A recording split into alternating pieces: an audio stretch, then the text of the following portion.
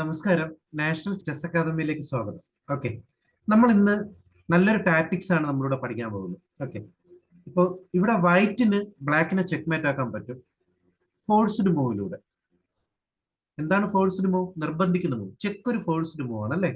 നമുക്കിവിടെ ചെക്ക് കൊടുത്ത് വൈറ്റിന് ബ്ലാക്കിനെ ചെക്ക്മേറ്റ് ആക്കാൻ പറ്റും. അപ്പോൾ നിങ്ങൾക്ക് എല്ലാവർക്കും വേണമെങ്കിൽ വീഡിയോ പോസ് ചെയ്ത് നോക്കാം. ഇവിടെ വൈറ്റിന് ബ്ലാക്കിനെ ചെക്ക്മേറ്റ് ആക്കാൻ പറ്റും. അപ്പൊ നിങ്ങൾ എല്ലാവരും ഒരു 4 മൂവ് പ്ലാൻ ഇവിടെ കൊണ്ടുവരണം. Meet in 4.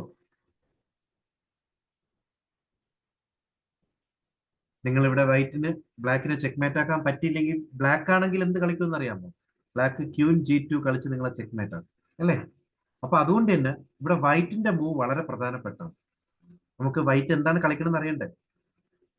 Bishop E4 check. അപ്പൊ ഈ ഒരു ചെക്കിന് റൂക്ക് കൊണ്ട് B7 കളിച്ച് കവർ ചെയ്യാൻ പറ്റും. അപ്പോ വൈറ്റ് ഉടനെ ക്യൂൻ B8 കളിക്കാം നമുക്ക്. കാരണം ഇപ്പൊ കിങ്ങിന് വെട്ടാൻ പറ്റില്ല, റൂക്കിന് വെട്ടാൻ പറ്റില്ല. അപ്പൊ C8 റൂക്കേ ക്യൂനെ വെട്ടുള്ളൂ അല്ലേ? ഇവിടെ നമ്മൾ അടുത്ത മൂവ് റൂക്ക് ഇൻടു A7. ഇവിടെ റൂക്കിനെ വെട്ടാൻ പറ്റില്ല, പിന്നാണ്. കിങ്ങിന് റൂക്കിനെ വെട്ടാൻ പറ്റില്ല, നൈറ്റ് ഇരിക്കുക. അപ്പൊ എന്താ കളിക്കുന്നത്? ബിഷപ്പ് റൂക്കിനെ വെട്ടും. ഇവിടെ അടുത്ത mate in 1. Yes, night C7 checkmate.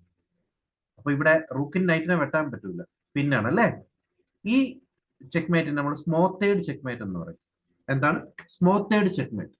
സ്വന്തം പീസസ് കൊണ്ട് തന്നെ കവർ ചെയ്തിരിക്കുന്ന കിങ്ങിനെ നൈറ്റ് കൊണ്ട് ചെക്ക്മേറ്റ് ആക്കുന്നതിന് എന്ത് പേര് പറയും? സ്മോത്തേഡ് ചെക്ക്മേറ്റ്. ഓക്കെ, അപ്പൊ നിങ്ങൾ ടാക്ടിക്സിലൂടെ നമ്മളൊരു നല്ല മേറ്റ് ഇൻ 4 ആണ് കണ്ടുപിടിച്ചത്.